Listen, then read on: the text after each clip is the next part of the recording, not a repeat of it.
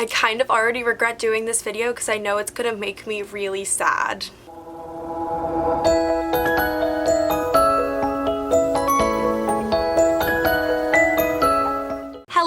Hello everyone, my name is Shelby. Welcome back to my channel, Grace with Books. Today I am going to be reading 1-star reviews of my favorite books.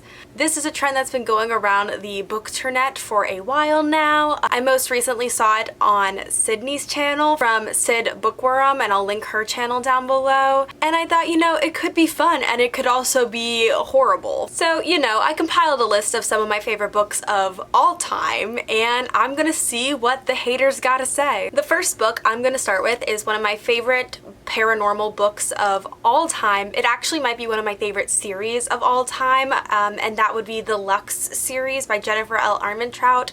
I'm going to be looking at the reviews for the first book in the series, Obsidian. Obsidian tells a story about a girl named Katie who her and her mom have just moved to West Virginia after her father's death, and they end up moving next door to these siblings named Dee and Damon. And while Dee is very kind and smiley, Damon is infuriating and just an asshole. But after someone tries to attack Katie and Damon swoops in to save the day, Katie realizes that there's something not entirely human about Damon and Dee, and learns in the end that they are actually aliens. It sounds so old school paranormal, I know, but it is just such a fabulous book. I read it for the first time in middle school, and to this day I reread it when I'm in reading slumps because it always gets me out of them. It's like my secret medicine for book slumps, and I love and treasure this series with all my heart, so let's see what people with no taste have to say. Just kidding, everyone's entitled to their own opinions. Sort of. So as I said, I am looking at just the reviews for the first book in the series. Damn, people went off on this. Okay. Some of these are so incredibly long, like people ranted. Okay. This one person said, I cannot stress my dislike for this book enough. This review will be short and sweet for the simple reason that I cannot stand this book, yet its terrible writing and characters are forcing me to log on to Goodreads for the first time in months just to warn others. And first of all, this review isn't short, it is paragraphs. Liar. So this reviewer basically is saying that what makes the book a terrible read, in his opinion, is the bad science. Apparently Jennifer L. Armentrout didn't include enough physics into her researching. Excuse you? In a paranormal book where everything is possible, he is mad that the aliens can heal humans because their physiology isn't the same. It's a freaking fantasy book. Suspend your belief for just a second. Oh, he's also mad that the aliens are humanoid. If you're gonna write aliens, at least make them aliens, is his exact quote. And at the end of his review, he says, this is the absolutely worst book I have ever read. The only reason I would ever read another one of her books is for the sole purpose of writing another review to rip it apart. Ooh, oh my goodness, haters, they just have to hate. Disagree. I feel like when you read paranormal and fantasy, you have to just suspend your belief for a moment and believe that things that are not possible in our reality are possible in this reality, okay? So just chill. Another one says, did anyone else recognize all the Twilight parallels? It feels like I was rereading the vampire book with aliens and more awkward sexual tension. This book was released in 2012, like in the midst of the Twilight craze. And first of all, I am so sorry to all the people who this offends, but the writing in this book is much better than the writing in Twilight. I guess there is a parallel into the fact that a supernatural being is attracted to a human, but the characters, first of all, I think are just much more developed than the ones in Twilight. Bella in particular has just always really annoyed me, and the main character in Obsidian, Katie, I aspire to be her. I love her so much. She has a book blog, for God's sake. She's a bookish person like all of us here, and I love her, and I just dislike this hate that she is similar to Bella from Twilight. No. This person just said, honestly, 0 out of 5 stars. No other explanation, just 0 out of 5 stars. It's not that I'm 80 years old and I hate YA. It's just that this is such a bad example of entertainment. That cut me. That cut me in my core. I don't think I can look at any more of these reviews. I'm just gonna be really sad. The next book I'm gonna look at some 1-star reviews for is Skyward by Brandon Sanderson. This was my first read of 2020. It's my first Brandon Sanderson novel, and I freaking loved it. I gave it 5 stars. I thought that his world building was wonderful. I thought the characters were well developed throughout the course of the book. You could really see their development, and I just thought it was funny as well as full of action. So let's see what people got to say about that. Thankfully, there are like very few 1-star reviews for this book, so let's just see. Okay. This sad excuse for a book is nothing but marketing tricks and bluntly overused cliches. It should be named The Quest for More Money. Ouch. I think this is just a hate comment to hate it. I thought that Skyward was extremely unique in its plot and story, and I heard nothing about it, like marketing wise, except for what I've heard from my friends, so sorry, hater. Okay, I tried, but I couldn't go on after about 30 pages. I will try Sanderson's other novels, but I found Spencer to be too annoying to carry on with. Okay, of course in the first 30 pages, the main character is going to have some flaws, but the great thing about Sanderson's writing is that she actually has a really amazing arc, and you actually get to see her grow throughout the book. So if you give up at 30 pages, like, that's on you. That is on you for not taking the time to watch a character develop from someone who, I agree, was really annoying at the beginning of the book, and through the experiences that she went through, she understood that she couldn't be so self-centered and independent, that she had to work with a team. And you know, you gave up at 30 pages,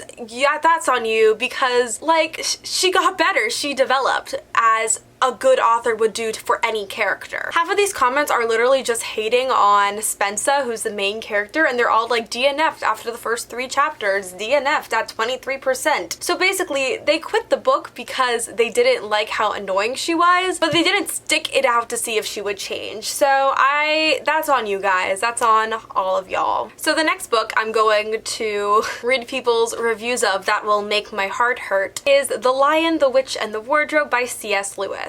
This was one of my favorite books when I was little. It is still definitely one of my favorite childhood books. This series just got me through so much in my life, and it just showed me that magic can be found in the most unlikely of places by the most unlikely of people, and I really treasured every book in this series, but of course my favorite was The Lion, the Witch, and the Wardrobe. I can already tell there's going to be a lot of hate comments on the Christian allegories that are present throughout the book, but you know, I'm Jewish and I still enjoyed it, so if I can get through it, so can you. The first review I clicked on is just extremely eloquent.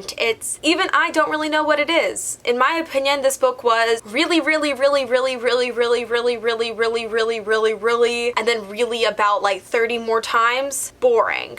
I'll never ever read this book. Wow, I really disagree with you, and I really think you gotta write better reviews. Well, I have never read this book before, but when I was a little girl, I had watched the movies adapted from this book. Well, there's your first mistake. You watched the movies first. The book's introduction says that it's talking about a magical world and 4 siblings who were evacuated to an eccentric professor's villa. First of all, this isn't great English. I mean, listen to this. The book's introduction says that is talking about a magic world and 4 siblings who were evacuated to an eccentric professor's villa. Then they discovered a wardrobe which, through an icy world, the 4 save world, be the king and the queen, a silly story for little kids to read, not very exciting or interesting. It is a kid's book, first of all, and I still love it to this day, but if you're gonna read it for the first time when you're an adult, of course you're gonna think it's like a children's book, because guess what? It is. I think it isn't worth reading because it reveals the black world of humanity. The main reason that I want to give the book 1 star because every time I read it, it's a torture for me to read. The front cover of the book always scares me because the lion represents the devil. No! First of all, how is this book revealing the black world of humanity? Yes, it takes place during a world war, but that is like a chapter of the book. Also, the lion does not represent the devil. That's actually the opposite of what the lion represents. Actually read the book next time before you make judgments on the cover of the book. Everything else here is just like either the book is boring or the book is written for kids, and to both of those I have to say, The final book I'm going to be getting my heart broken over is A Court of Mist and Fury by Sarah J. Maas. This is my favorite book in the ACOTAR trilogy, so I'm gonna make sure that there are no spoilers in any of the reviews that I share with you guys, and if there are any spoilers, I'm going to be putting a little icon in the corner here so that you don't get spoiled if you haven't read it yet, because this is the second book in the series, not the first. So let's go. That's what people have to say about this magnificent book. This one review just says, just what I expected, with no explanation. Like, were you expecting it to be bad? Were you expecting it to be a 1 star? Like, what about it did you not like? There's no explanation. There's just that one sentence. Okay, I'm just going to come out and say it. A Court of Mist and Fury is the biggest pile of crap I have ever wasted my money on purchasing. That's a statement right there. Okay, so this review is 10 paragraphs long, and each of them are sizable in length, basically saying how she loves Tamlin and wishes that Sarah J. Maas had treated him better. Screw you. I'm gonna put a little icon right here because I just have to rant about this person's rant for a second, so if you haven't read this book, skip ahead to when this disappears. Okay, this woman is basically making the argument for Tamlin instead of Rhys. Who are you? Even after Sarah J. Maas explains that Tamlin is not her mate, she still thinks that Tamlin is the love that Feyre deserves, even after he locks her in his house and basically leaves her to destroy herself. Come on. Everything that Rhys did under the mountain in the first book was to protect Feyre. Don't tell me that you are Team Tamlin. There is no Team Tamlin. There is only Rhys. I will fight you till the end of your days. And you know what? You know what? I need to stop reading this review because I will just get more mad and also sad. This review has a list of words they never want to hear again after reading this book. Ready? Chucked, gobbled, snarled, that, those, trash, wrecked. Seriously? That's why you gave it a 1 star? You didn't like the words that she used? Okay, well, screw you. I think that is about all I can stomach for today. So those were some 1-star reviews of my favorite books. I need to go read some 5-star reviews or I'm gonna go explode. If you guys like this kind of video, don't forget to like, subscribe, and comment. Hit the notification bell to get updates on when I post. I post every single Monday and Thursday, and I'll see you guys in my next video. Bye!